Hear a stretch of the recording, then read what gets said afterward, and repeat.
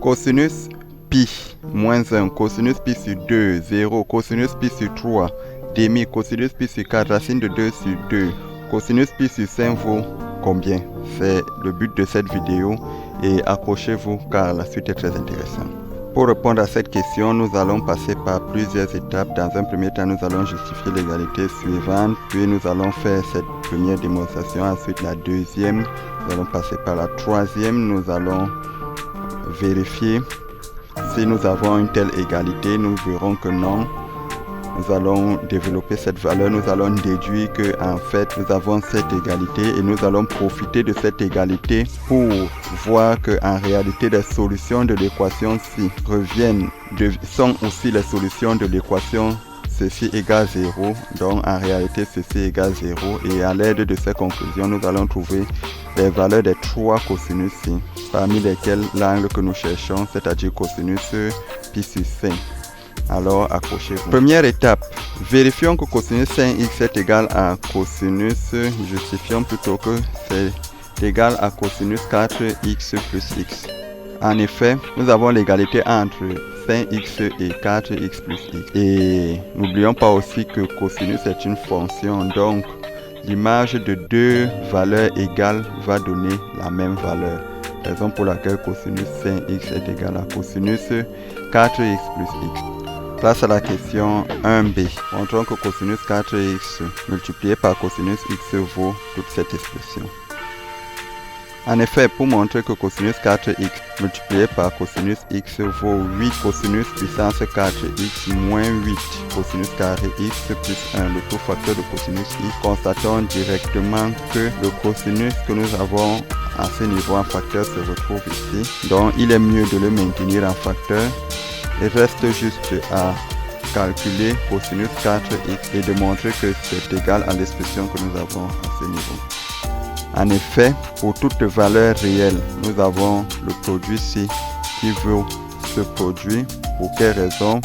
Le cosinus x est déjà copié à ce niveau, il n'y a pas de changement à ce niveau-là. Pourtant, cosinus 4x vaut encore 2 cosinus carré x, 2x plutôt, moins 1, puisque dans notre cas ici, nous considérons que petit a vaut 2x et donc nous avons 2 petit a ici, ce qui nous donne donc 2 cosinus carré petit a moins 1, donc notre petit a étant 2x, nous avons donc 2x à ce niveau. Maintenant, nous allons appliquer à nouveau cette même propriété.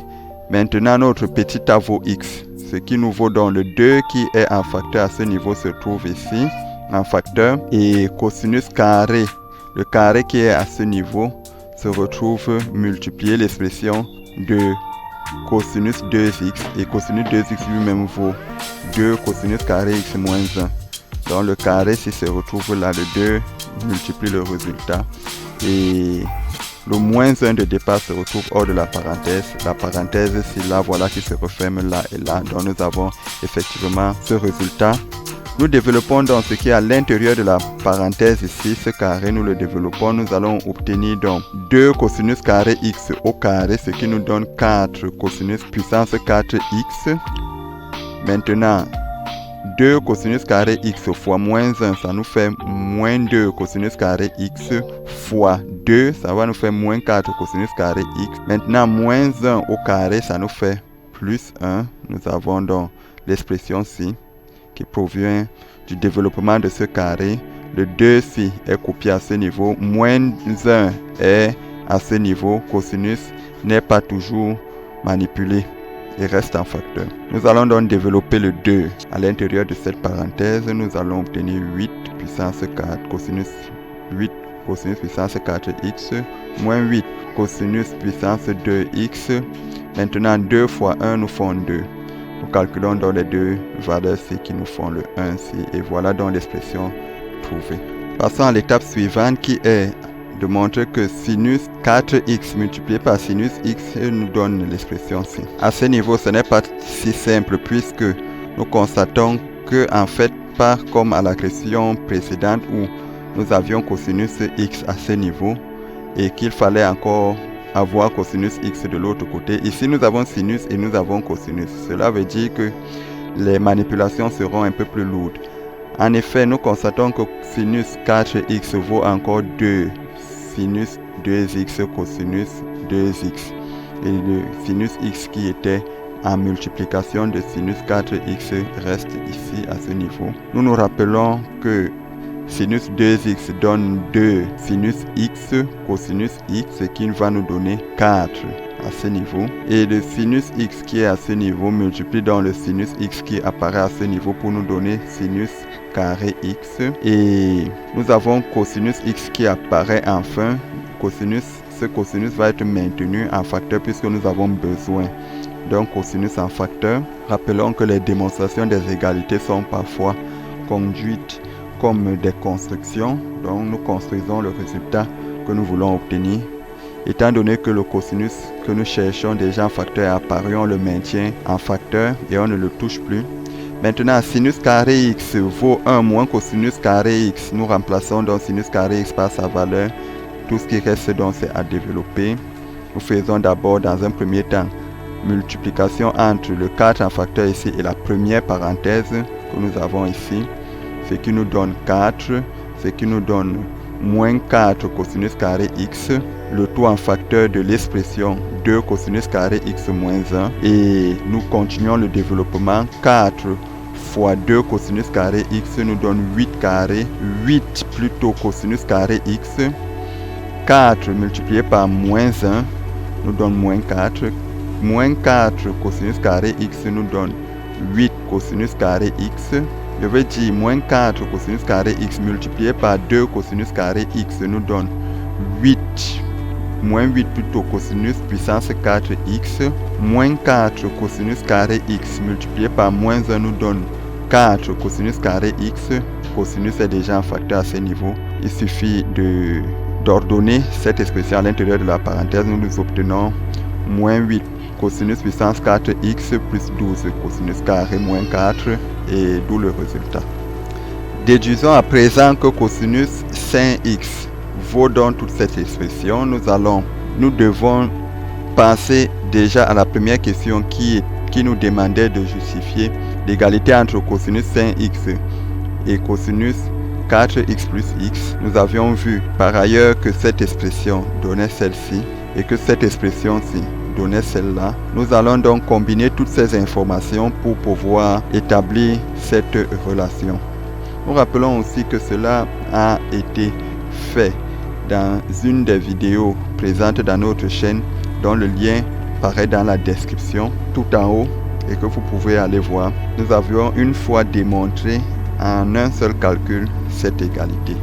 Justement, en partant de cosinus sin x vaut cosinus 4x plus x, en partant de cette égalité, nous établissons cette relation d'après les formules de cosinus que nous maîtrisons déjà ou que nous supposons être maîtrisées. Nous avions donc calculé à la deuxième question l'expression-ci et nous avons trouvé une valeur de celle-ci. Nous avions aussi calculé cette expression. Donc il est juste question de se souvenir de ces deux résultats. Le résultat du premier produit, il est remplacé ici. Le résultat du second produit, il est à ce niveau. Une fois que ceci est fait, nous pouvons factoriser par cosinus x qui intervient dans les deux expressions. Nous factorisons. Et le moins qui séparait les deux, le moins qui était en facteur de cette parenthèse peut rentrer à l'intérieur de cette expression pour obtenir 8 à ce niveau, moins 12 ici et plus 4 ici, conformément à ce que nous voyons à ce niveau dans la parenthèse. Et le reste consiste donc à additionner tout simplement les expressions. Donc 8 cosinus puissance 4x avec 8 cosinus puissance 4, là ça nous fait 16. Et moins 8 cosinus carré x moins 12 cosinus carré x, ça nous fait moins 20 cosinus carré x. Et 1 avec 4, ça nous fait 5, d'où le résultat. Vérifions si lorsque a est un facteur de la somme de deux éléments au carré, est-ce que nous pouvons d'abord développer le a dans l'expression et ensuite élever au carré. C'est ça l'idée de ce test. Est-ce que nous avons cette égalité? Il suffit alors de calculer les deux expressions séparément et de comparer les résultats. Nous avons a facteur de b plus c au carré B plus C au carré nous donne l'expression que nous avons dans la parenthèse ici. Identité remarquable du classique. Nous développons donc A. À l'intérieur ici, nous voyons comment ça se distribue là. A multiplie B au carré. Et nous avons donc A qui vient multiplier 2BC et A qui vient multiplier C carré. Est-ce que nous allons obtenir la même expression si nous développons plutôt cette valeur? Nous constatons que nous avons A carré multiplie B carré, nous avons A carré qui multiplie 2BC et nous avons A carré qui multiplie C carré. Nous voyons que les deux expressions sont donc différentes, donc nous ne pouvons pas. Si nous avons une valeur A qui est un facteur d'un carré, nous ne pouvons pas d'abord développer le carré pour après développer l'expression du résultat. Donc les deux expressions sont différentes. Nous avions posé ce problème puisque il y a un développement qui va suivre et il fallait éclaircir à ce niveau puisque parfois les apprenants se trompent à faire des calculs de cette façon. Développons d'abord ce résultat-ci. Alors à ce niveau, nous avons répondu aux deux questions à la fois pour gagner en temps. Les deux questions-ci, nous les avions répondues à la fois pour gagner en temps. Cela signifie que nous avions développé cette expression. Ensuite, nous avons directement multiplié par celle-ci pour obtenir donc ce résultat. La nécessité à ce niveau de penser à cette expression-ci est que l'apprenant ici n'a pas le droit de développer d'abord ce facteur à l'intérieur ici pour ensuite élever toute l'expression au carré. Donc ce qui doit être fait, c'est d'abord de développer cette expression qui est au carré et à la fin maintenant développer avec l'expression qui est en haut. En effet, les puissances sont prioritaires devant la multiplication. En effet, nous avons cette expression, nous voulons la calculer pour aboutir à celle-ci. Ce qu'il y a lieu de faire, c'est de remarquer déjà que cette valeur qui est élevée au carré vaut celle-ci multipliée par elle-même. Nous allons donc nous focaliser à développer les deux expressions-ci prioritairement. Nous laissons donc 1 moins cosinus x en facteur. Nous avons donc 4 cosinus carré x qui va multiplier cette expression, ce qui nous donne cette valeur. Nous avons 4 cosinus carré x qui multiplie donc 2 cosinus x, ce qui nous donne cette valeur. Nous multiplions 4 cosinus carré x par moins 1, ce qui nous donne cette valeur. Nous multiplions 2 cosinus x par 4 cosinus carré x, ce qui nous donne cette valeur. Nous multiplions 2 cosinus x par 2 cosinus x, ce qui nous donne cette valeur. Nous multiplions 2 cosinus x par moins 1, ce qui nous donne cette valeur. En réalité, comme la suite serait multipliée par moins 1, il suffit de copier ceci en changeant le signe, ce qui nous donne cette valeur-ci, celle-ci, celle-là. Voilà, une fois que cela a été déterminé, nous allons additionner les éléments ayant la même puissance. Cette puissance vient une seule fois, donc nous la copions tout simplement. Celle-ci vient 2 fois, là et là. Nous additionnons celle-ci. Elle vient 3 fois et elle va donc se simplifier. Ok, 16 cosinus puissance 4x s'en va avec moins 16 cosinus puissance 4 x et de même moins 4 cosinus carré x s'en va avec cette valeur plus 4 cosinus carré x. Il va donc rester cosinus moins 4 cosinus x avec moins cosinus x, les deux vont faire moins 5 cosinus x. Il va rester 16 cosinus cube x avec 4 cosinus cube x. Les deux vont faire ensemble 20 cosinus cube x et cette valeur de 1 qui est donc copiée. Ce qui nous fait cette valeur que nous trouvons en bas. Si nous factorisons les 3 premiers termes que nous avons ici par cosinus x, sin x qui a été démontré à la question, juste à la question précédente. Donc nous avons effectivement 1 moins cosinus sin x qui est donc la valeur de cette expression. À présent, passons à la question 3 qui demande de résoudre cosinus sin x égale 1. Pour résoudre ce type d'équation, nous avons à chercher l'angle dont le cosinus vaut 1. Ça, c'est la première étape. L'angle dont le cosinus vaut 1, c'est ce qu'il faut chercher. Ça nous donne donc cosinus 0 par exemple. Cosinus 0 donne 1. Maintenant, lorsque nous avons une égalité entre deux valeurs de cosinus, soit ces deux valeurs sont égales modulo 2pi, ça veut dire que si on ajoute un tour complet du cercle trigonométrique ou plusieurs tours complets du cercle trigonométrique, on a l'égalité. Ou alors ces angles sont opposés modulo 2pi, ça veut dire opposés, mais on peut ajouter toujours des tours complets du cercle trigonométrique. Donc en réalité, nous avons 5x égale 0 plus 2kpi ou 5x égale moins 0 plus 2kpi. Nous avons ou à ce niveau. Nous avons la première valeur ou nous avons la deuxième valeur.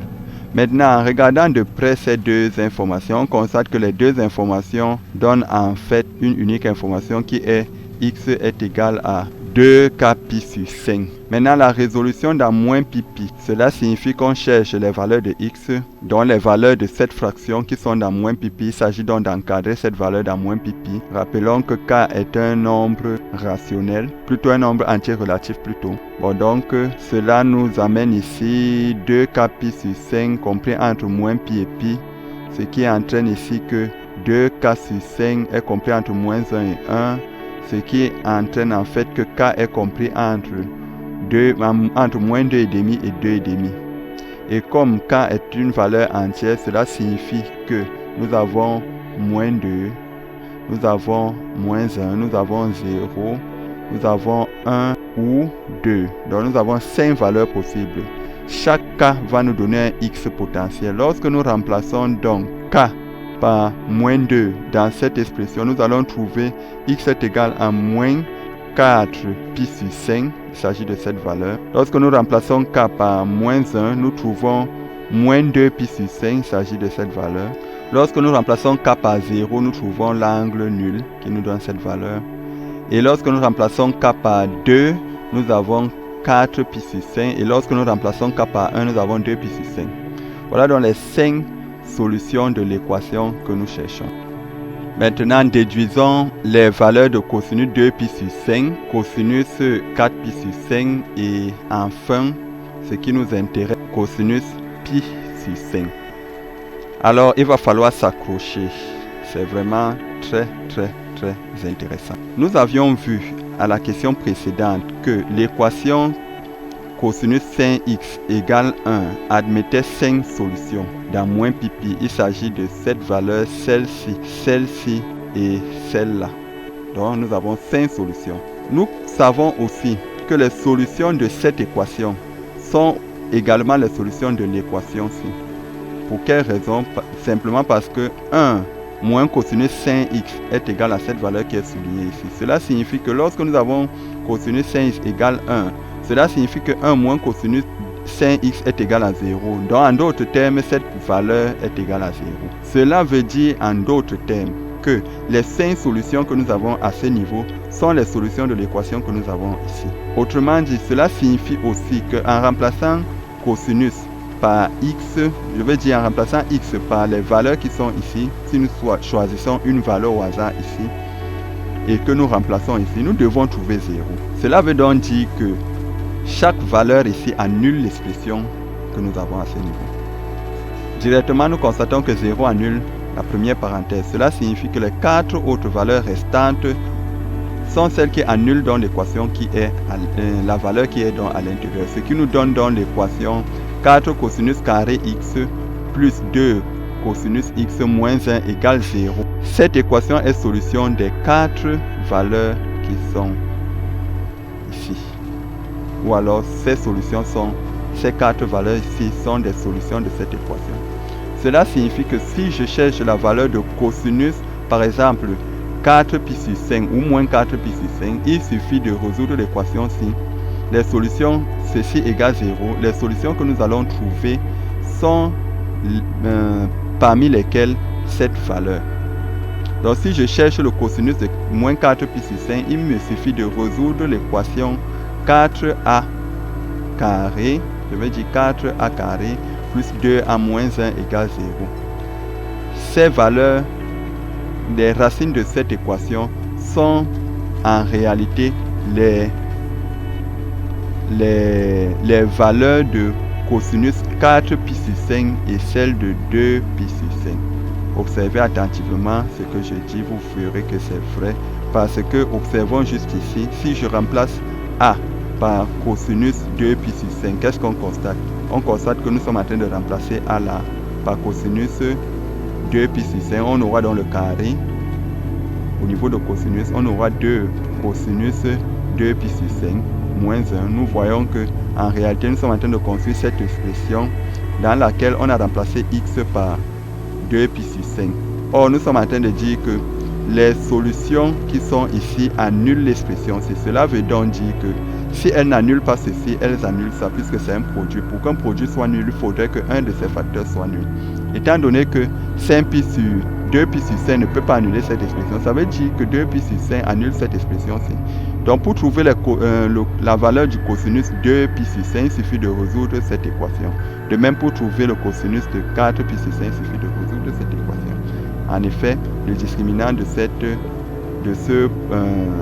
équation de degré 2 nous donne 20, ce qui veut dire que nous avons comme racine cette valeur et cette valeur. Nous constatons que 2 pi sur 5 est dans l'intervalle 0 pi sur 2. Pourquoi? Parce que 2 sur 5 est inférieur à demi.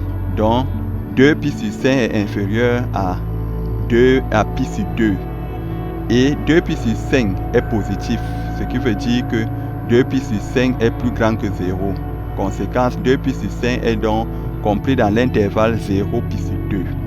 Ce qui entraîne que son cosinus est positif. Comme nous savons que son cosinus est l'une des deux racines que nous avons trouvées, soit cette valeur, soit celle-ci, et que nous voyons que de toute évidence, cette valeur-ci est négative, cela signifie que cosinus 2 pi sur 5 est plutôt égal à moins 1 plus racine de 5 sur 4, d'où le résultat. De même, 4 pi sur 5, 4 sur 5 étant plus grand que demi, cela signifie que pi sur 2 est plus petit que 4 pi sur 5 et 4 sur 5 étant plus petit que 1, cela signifie que pi est plus grand que 4 pi sur 5. Donc 4 pi sur 5 est compris entre pi sur 2 et pi. Conséquence, son cosinus est négatif. Il s'agit donc de la valeur 4 pi, de cosinus 4 pi sur 5, qui est donc la valeur négative de notre racine du polynôme de degré 2. Voilà, nous avons donc trouvé les deux valeurs de cosinus 2 pi sur 5 et cosinus 4 pi sur 5. Maintenant, ce qui nous intéresse et qui était l'objectif même de cette vidéo, c'est de trouver la valeur de cosinus pi sur 5. Il s'agissait donc de remarquer que, en effet, pi sur 5 et 4 pi sur 5 sont supplémentaires. Pourquoi supplémentaires? Parce qu'en additionnant les deux angles, nous allons obtenir 5 pi sur 5 qui donne pi. Or, pi est la mesure de l'angle plat. Cela veut dire que 5 pi, 4 pi sur 5 et pi sur 5 sont des angles supplémentaires. Et s'ils sont donc supplémentaires, ça veut dire que leurs cosinus sont opposés. Si leurs cosinus sont opposés, étant donné que nous avions déjà déterminé la mesure de cosinus 4 pi sur 5, cosinus pi sur 5 serait donc l'opposé de cosinus 4 pi sur 5, c'est-à-dire 1 plus racine de 5 sur 4, ce qui achève donc notre vidéo. Pensez à vous abonner et à partager cette vidéo, à la liker si elle vous a plu. Ciao, ciao pour la prochaine vidéo.